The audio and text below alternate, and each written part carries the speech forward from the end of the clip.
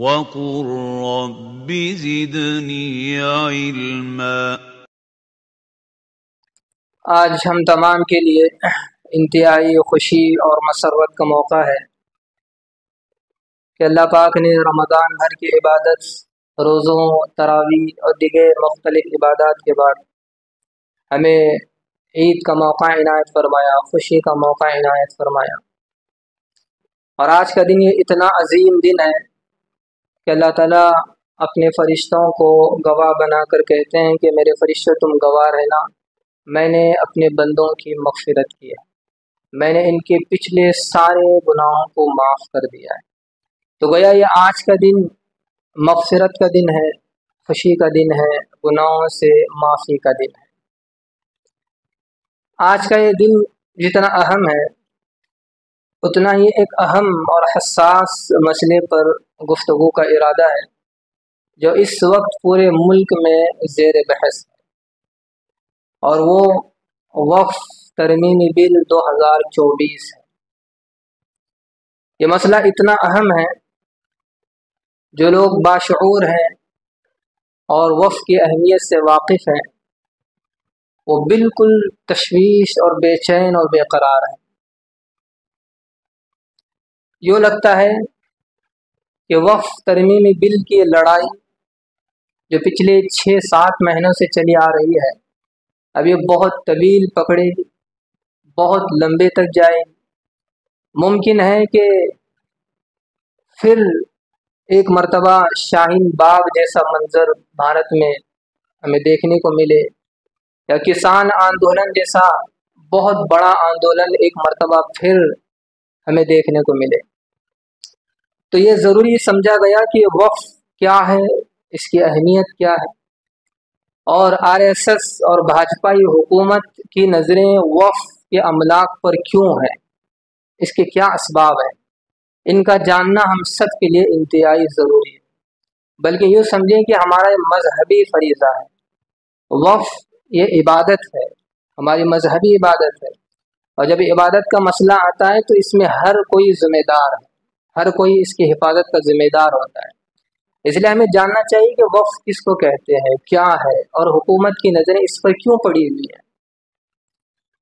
اس سے پہلے یہ بات سمجھنے کی ضرورت ہے کہ اسلام کی ساری تعلیمات کا نچوڑ 2 باتیں، ایک اطاعت، عبادت، بندگی، اور دوسرا خلق خدا کی خدمت، محبت اور حسن سلوک۔ یہ گویا اسلام کی ساری تعلیمات کا نچوڑ ہے، اطاعت، عبادت، بندگی اور خلق خدا کی خدمت، محبت اور ان کے ساتھ حسن سلوک۔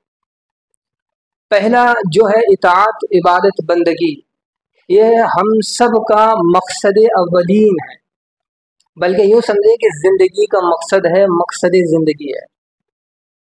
کسی شاعر نے کیا خوب کہا، شاعر کہتا ہے زندگی آمد برائے بندے، زندگی آمد برائے بندگی، زندگی بے بندگی شرمندے۔ شاعر کہتا ہے کہ زندگی کا مقصد ہے اطاعت، عبادت اور بندگی، اگر زندگی میں یہ نہیں ہے تو پھر وہ زندگی شرمندگی ہے، افسردگی ہے۔ اب یہاں ہمیں یہ سمجھنے کی ضرورت ہے کہ اللہ تعالیٰ نے جہاں اطاعت، عبادت اور بندگی کا ہمیں حکم دیا اور اس کی طرف رغبت دلائی، اس کی اہمیت کو سمجھایا، وہیں مخلوق کی خدمت، مخلوق کے ساتھ حسن سلوک، انسانیت کے ساتھ بھلائی کا معاملہ، محبت اور شفقت کا معاملہ اسلام کی یہاں اس کی بھی بہت بڑی اہمیت ہے۔ اس کی اہمیت کو یوں سمجھیں کہ اللہ تعالیٰ نے جہاں بندگی کا ذکر کیا ہے ساتھ ساتھ مخلوق کی خدمت کا بھی ذکر کیا، گویا کہ بندگی اور مخلوق کی خدمت کو اللہ نے ایک ساتھ بیان کیا تاکہ اس کی اہمیت کا پتہ چلے۔ اور پھر یہ بھی سمجھنے کی بات ہے کہ اللہ کے نزدیک مخلوق کی خدمت یہ کتنا اہم فریضہ ہے۔ اللہ تعالیٰ نے مال خرچ کرنے کے مختلف طریقے رکھے، مختلف طریقے ہیں۔ ایسا بھی تو ہو سکتا تھا کہ اللہ پاک بس ایک طریقہ رکھتے اور کہتے کہ اب جو کچھ تمہیں خرچ کرنا ہے اسی طریقے پر خرچ کریں، کوئی ایک شکل رکھ دیتے. لیکن اللہ پاک نے مختلف شکلیں رکھی ہیں، مختلف، کبھی زکوٰۃ کی شکل، کبھی صدقہ فطر کی شکل، کبھی صدقات واجبات کی شکل، کبھی نفل صدقات، کبھی انفاق فی سبیل اللہ، کبھی خیر خیرات، کبھی تحفے تحائف، کبھی وقف. یہ ساری شکلیں صورتیں اس لیے ہیں کہ انسانیت کو انسانیت پر مال خرچ کرنے کے لیے ابھارا جائے. کتنی شکلیں ہیں، کبھی زکوٰۃ کے ذریعے سے ابھارا جائے، کبھی صدقہ فطر کے ذریعے سے ابھارا جائے، کبھی خیر خیرات کے ذریعے سے ابھارا جائے، اور کبھی انفاق فی سبیل اللہ کے ذریعے سے، تاکہ انسانیت کے اندر انسانیت پر مال خرچ کرنے کا ایک جذبہ پیدا ہو. اللہ نے ایک تو شکلیں مختلف رکھی ہیں، پھر ان شکلوں صورتوں کے اجر و ثواب کو بھی 2 حصوں میں تقسیم کیا ہے. پہلی شکل و صورت وہ ہے کہ اس طریقے پر اگر کوئی خیر خیرات کرتا ہے تو اس کا اجر وقتی ہوتا ہے، اس کا اجر نام اعمال میں تو لکھ دیا جاتا ہے، لیکن وہ جاری اور ساری نہیں رہتا ثواب. مثلا کسی آدمی نے کسی بھوکے کو کھانا کھلا دیا، کسی پیاسے کو پانی پلا دیا، یا کسی بیمار کا علاج اس نے کروا دیا. اب اس کا اجر تو اللہ پاک اسے دیں گے، لیکن یہ ثواب جاری نہیں رہے گا، وقتی رہے گا. نام اعمال میں تو اس کا ثواب لکھ دیا گیا، لیکن یہ ہمیشہ جاری نہیں رہے گا. اب اس کا مطلب یہ نہیں کہ اللہ کے یہاں اس کی کوئی اہمیت نہیں ہے، اس کی بھی اہمیت ہے، لیکن اللہ پاک نے انسانیت کو اور ابھارنے کے لیے اور انسانیت پر خرچ کرنے کے لیے ایک طریقہ وہ بھی رکھا ہے کہ جب بندہ اس شکل سے انسانیت کی خدمت کرتا ہے تو پھر اس کا ثواب ہمیشہ ہمیشہ جاری و ساری رہتا ہے، ہمیشہ ہمیشہ. اور اس کا نام ہے وقف. اس کو کہتے ہیں وقف. وقف ایک ایسی عبادت ہے کہ اس کا ثواب ہمیشہ انسان کے مر جانے کے بعد بھی اس کا ثواب چلتے رہتا ہے، جاری رہتا ہے. ایک موقع پر نبی علیہ السلام نے وقف کی اہمیت کو بتاتے ہوئے کہا کہ انسان جب انتقال کر جاتا ہے تو پھر اس کا رشتہ اعمال سے ٹوٹ جاتا ہے، لیکن سوائے 3 چیزوں. ایک آپ نے فرمایا صدقہ جاریہ. صدقہ جاریہ کیا ہے؟ کہ کوئی آدمی کہیں بور کھود کر دے دے، یا کہیں مسجد کی تعمیر کروا دے، یا کسی مدرسے کی تعمیر کروا دے، یا کسی اسکول یا یونیورسٹی یا کالج کی تعمیر کروا دے. یہ وہ ثواب ہے جو ہمیشہ ہمیشہ جاری اور ساری رہتا ہے. اس کو کہتے ہیں صدقہ جاریہ. تو نبی علیہ السلام نے دوسری چیز فرمائی علم. ایک ایسا علم کہ انسان کے مر جانے کے بعد بھی اس کے علم سے لوگ فائدہ اٹھائیں، نفع اٹھائیں، حلال اور حرام کی تمیز کر سکیں، یا اسے دنیا اور آخرت کا کوئی فائدہ ان لوگوں کو حاصل ہوتا رہے. یہ دوسری چیز ہے. تیسری چیز نبی علیہ السلام نے فرمائی کہ نیک صالح اولاد. نیک صالح اولاد بھی انسان کے لیے ثواب جاریہ کا ذریعہ بنتے ہیں. اب اس میں جو سب سے پہلی چیز نبی علیہ السلام نے بتائی صدقہ جاریہ، یہ وقف کی ایک شکل ہے. وقف کی ایک شکل. اب یہاں ہمیں سمجھنا ہے کہ وقف کس کو کہتے ہیں. آسان الفاظ میں اس کو یوں سمجھیں کہ کوئی بندہ اپنی ملکیت سے کسی چیز کو نکال کر اللہ کی ملکیت میں دے دے. اپنی ملکیت سے اس چیز کو نکال کر اللہ کی ملکیت قرار دے دے، اس کو وقف کہتے ہیں. کسی نے زمین وقف کی، اس کی اپنی زمین تھی، اب اس نے نیت کی وقف کی تو گویا وہ زمین اس کے نام سے نکل کر اللہ کی ملکیت میں آ جاتی. اب جب وہ اللہ کی ملکیت میں آ جاتی ہے تو اب نہ اس پر وقف کرنے والے کا کوئی حق ہوتا ہے، نہ کسی صدر کا اس پر حق ہوتا ہے، نہ کسی کمیٹی کا اس پر کوئی حق ہوتا ہے، اور نہ ہی کسی گورنمنٹ اور کسی حکومت کا اس زمین پر کوئی حق نہیں ہوتا. یہ اللہ کی ملکیت قرار دی جاتی. حکومت نے جو بل پیش کی ہے وہ بہت انوکھی بل ہے. اس بل میں یہ بات لکھی گئی ہے کہ وقف املاک، وقف پراپرٹی یہ پبلک پراپرٹی ہے. یہ بات خوب یاد رکھیں کہ وقف پراپرٹی یہ پبلک پراپرٹی نہیں ہے. بہت سے لوگ نام سنتے ہی بہت خوش ہیں، یہ تو پبلک پراپرٹی ہے. وقف پراپرٹی ہرگز پبلک پراپرٹی نہیں ہے، یہ اللہ کی پراپرٹی ہے. ये इस पर अल्लाह की मिल्कियत है, इस पर किसी की कोई मिल्कियत नहीं होती, हत्ता कि जिसने वक्फ किया है उसकी भी कोई मिल्कियत नहीं रहे। इसको कहते हैं वक्फ। और वह कितनी बड़ी इबादत है कि जब कोई बंदा इस अपनी ज़मीन या कोई भी चीज़ वक्फ करता है तो इसके मर जाने के बाद भी उसका सवाब नाम आमाल में लिखा अल्लाह पाक लिखते रहते हैं, जारी और सारी रहता है। यही वजह थी कि नबी अलैहिस्सलाम सबसे पहले आपने मस्जिद क़ुबा के लिए अपनी ज़मीन वक्फ की। नबी अलैहिस्सलाम ने सबसे पहले वक्फ किया। और इसके बाद एक यहूदी, उसने 7 बागात, अपने 7 बागात नबी अलैहिस्सलाम के ज़रिए से उसने वक्फ किया। फिर सहाबा में ये सिलसिला चलता रहा, वक्फ का सिलसिला चलता रहा। हज़रत उमर फारूक ने वक्फ की, बहुत से सहाबा, क्योंकि वो जानते थे कि ये कितनी बड़ी इबादत है। एक मरतबा नबी अलैहिस्सलाम ने जब मुसलमानों की ज़बो हाली को देखा, उनकी गुर्बत को देखा, उनकी परेशानी को देखा, तो आपने सहाबा में वक्फ की तरगीब दिलाई। हज़रत उस्मान रज़ियल्लाहु तआला अन्हु कहते हैं कि नबी अलैहिस्सलाम जब मदीने तशरीफ़ लाए तो आपने देखा कि वहाँ मुसलमानों के लिए पानी का बड़ा मसला है, मीठे पानी की दुश्वारी है। तो नबी अलैहिस्सलाम ने सहाबा में खड़े होकर कहा कि वहाँ एक कुआं था, रूमा नामी एक कुआं था। तो नबी अलैहिस्सलाम ने कहा कि कौन है जो इस बीर रूमा को खरीदे और इस कुएं में अपने डोल के साथ साथ मुसलमानों के डोल को भी शरीक करे और जन्नत में इसका बहुत बड़ा बदला पाए। हज़रत उस्मान रज़ियल्लाहु तआला अन्हु कहते हैं कि मैं खड़ा हुआ और कहा, या रसूलल्लाह मैं हाज़िर, या रसूलल्लाह मैं हाज़िर। हज़रत उस्मान कहते हैं कि मैंने उस कुएं को अपने ज़ाती पैसों से ख़रीदा और मैंने अपने डोल के साथ उस कुएं में मुसलमानों के डोल को भी शरीक किया, यानी मैंने उस कुएं को अल्लाह के लिए वक्फ कर दिया। अब ये जो वक्फ का तरीका था ये उस वक्त से चलते चलते चलते चलते यहाँ तक पहुँचा है कि जब मुसलमान इस मुल्क में आबाद हुए, जहाँ जहाँ इस मुल्क में मुसलमान आबाद हुए हैं उन्होंने वहाँ अपनी जायदाद को वक्फ किया। यही वजह कि जिस मुल्क में हम रहते हैं यहाँ वक्फ की इतनी प्रॉपर्टी है कि इसका कोई अंदाज़ा नहीं किया जा सकता, बेशुमार। क्यों? इसलिए कि मुसलमान उस दौर में समझते थे कि वक्फ के ज़रिए से मुसलमानों को कितना बड़ा फ़ायदा किया पहुँचाया जा सकता है। लिहाजा वो जहाँ रहते वहाँ कोई अपनी ज़मीन वक्फ कर देता, कोई अपना मकान वक्फ कर देता, कोई अपना खेत वक्फ कर देता, कोई अपनी और चीज़ वक्फ कर देता, ताकि मुसलमानों के मसाइल हल हो सके, मुसलमानों की गुर्बत दूर हो सके, मुसलमानों के समाजी, सियासी, माशी और इक़्तिसादी हालात को मजबूत किया जा सके। इस गर्ज से मुसलमानों ने इस मुल्क में जहाँ वो बसे हैं उन्होंने अपनी ज़मीनें वक्फ की हैं, बेशुमार ज़मीनें वक्फ की हैं। लेकिन ख़तरात के बादल उस वक्त मंडलाने शुरू हुए जब इस मुल्क में अंग्रेज़ आए।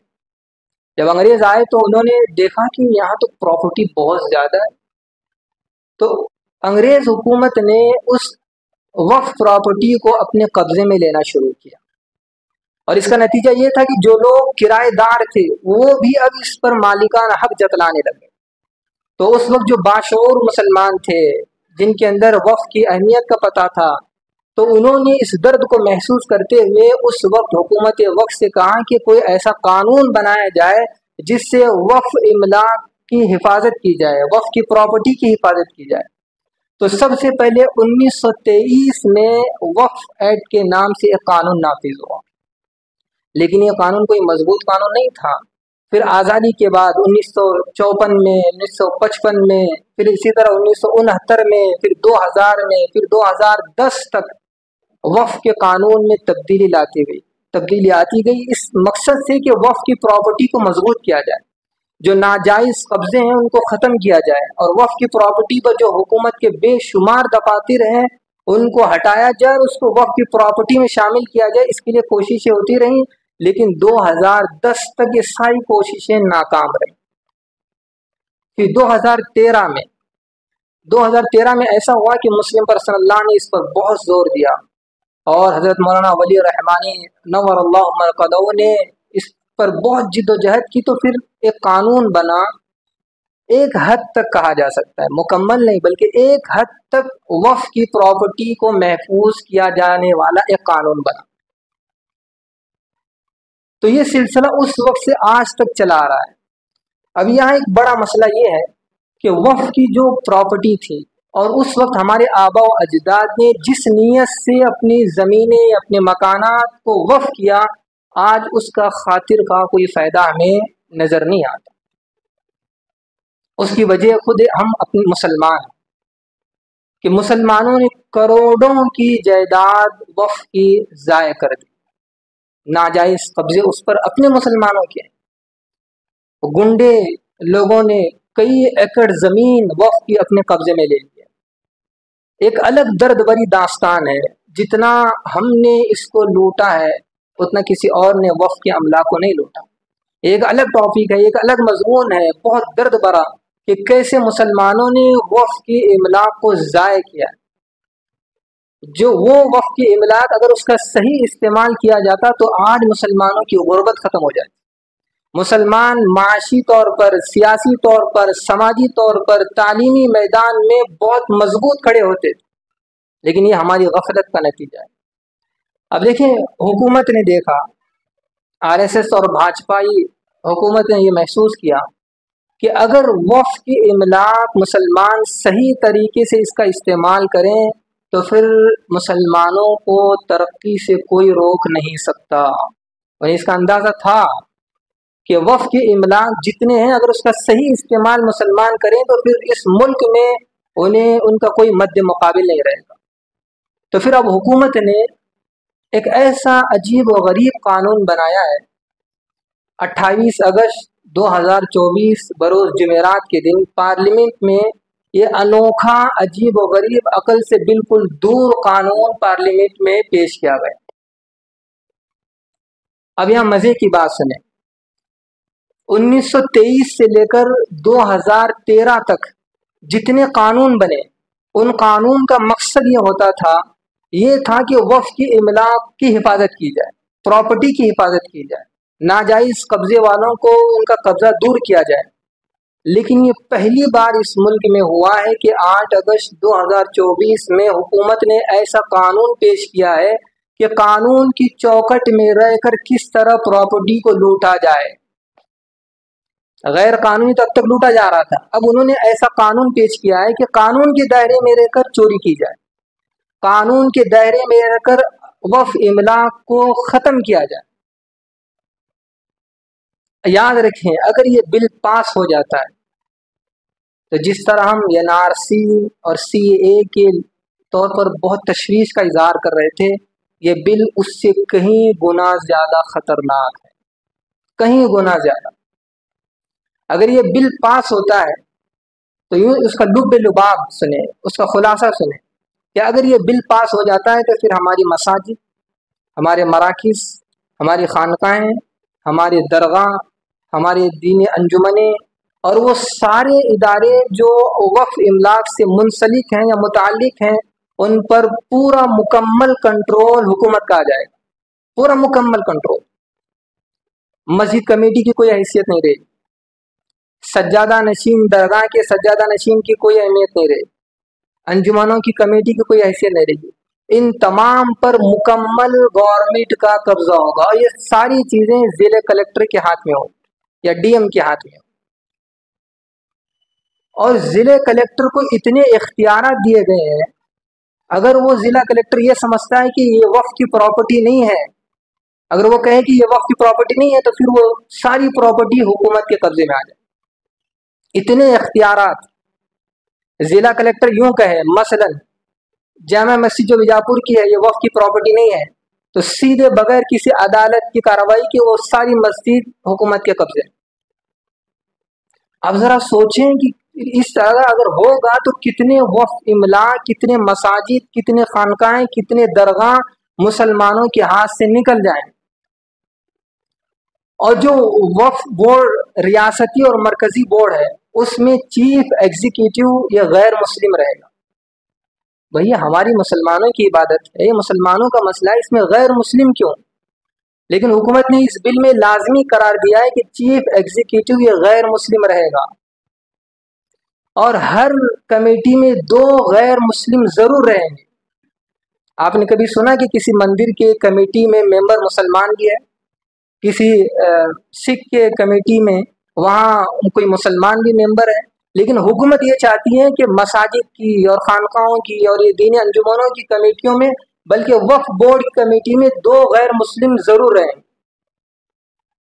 اور پھر یہ شرط اس میں موجود ہے کہ وقف بورڈ کا ممبر بننے کے لیے مسلمان ہونا شرط نہیں ہے۔ اس کا مطلب آپ سمجھ رہے ہیں کہ پھر ایک وقت وہ آئے گا کہ ضلع کلیکٹر وہ جس بندے کو چاہے اس کا ممبر بنائے گا۔ ایسا بھی ہوگا کہ ایک وقت وہ آئے گا کہ وقف بورڈ کے سارے ممبر غیر مسلم ہوں گے، سارے ممبر غیر مسلم ہوں گے۔ تو آپ بتائیں کہ ایسی صورت میں کیا ہم وقف کی پراپرٹی کی حفاظت کر سکتے ہیں؟ ایک طرف یہ قانون اور اسی میں یہ بل پیش کی جا رہی ہے کہ اگر کوئی مسلمان وقف اپنی کوئی چیز وقف کرنا چاہتا ہے تو اسے یہ ثابت کرنا پڑے گا کہ 5 سال سے وہ مسلمان ہے۔ اگر کوئی بندہ اپنی زمین وقف کرنا چاہتا ہے کسی مسجد کے لیے تو وہ ضلع کلیکٹر کو یہ ثابت کرے گا کہ پچھلے 5 سال سے میں مسلمان ہوں، اور صرف مسلمان نہیں، پریکٹس ہی مسلمان ہوں، میں روزی بھی رکھتا ہوں، نماز بھی پڑھتا ہوں، سب کچھ کرتا ہوں، اور میرا یہ قبول کریں۔ یہ کوئی مذہب کا خیز بات نہیں ہے، عجیب و غریب قانون۔ اس میں یہ بھی بات لکھی گئی ہے کہ پچھلے کئی سالوں سے جو ناجائز قبضے دار اس پر قبضہ جمائے ہوئے ہیں، اس بل کے پاس ہونے کے بعد اب وہ انہیں مالکانہ حق مل جائے گا، مالکانہ حق مل جائے گا۔ اب ذرا تصور کریں کہ کتنے وقف املاک کی پراپرٹی پر حکومت کے دفتر ہیں اور کتنے گنڈوں نے وقف پراپرٹی کو لوٹ رکھا ہے۔ اگر یہ بل پاس ہو جاتا ہے تو اب وہ سب وہ اس کے مالک ہو جائیں۔ ضلع کلیکٹر کو اتنا اختیار دیا گیا ہے، اگر کوئی آ کر یہ اعتراض کرے کہ بھئی یہ مسجد ہمیں وقف نہیں نظر آ رہی ہے، وقف کی پراپرٹی نظر نہیں آ رہی، تو پہلے ایسا ہوتا تھا کہ اگر کوئی اعتراض کرتا تو وہ کیس عدالت جاتا، عدالت میں وہ سارا سلسلہ ہوتا، سماعت ہوتی، پھر کورٹ کوئی فیصلہ کرتی۔ لیکن اس قانون میں یہ ترمیم رکھی گئی ہے کہ کوئی عدالت نہیں جائے گا۔ کیا ہوگا کہ اگر کوئی اعتراض کرے گا تو یہ کیس ضلع کلیکٹر کے پاس آئے گا، ضلع ڈی ایم کے پاس آئے گا۔ اب وہ یہ طے کرے گا کہ یہ وقف کی ہے یا نہیں۔ اگر وہ کہے کہ یہ وقف کی زمین نہیں ہے تو پھر وہ اس پر وقف پراپرٹی سے وہ نکل جائے۔ آپ سمجھ رہے ہیں کہ کس خطرناک اور کس خوفناکی اور کس قدر خطرناک یہ بل پارلیمنٹ میں پیش کی گئی۔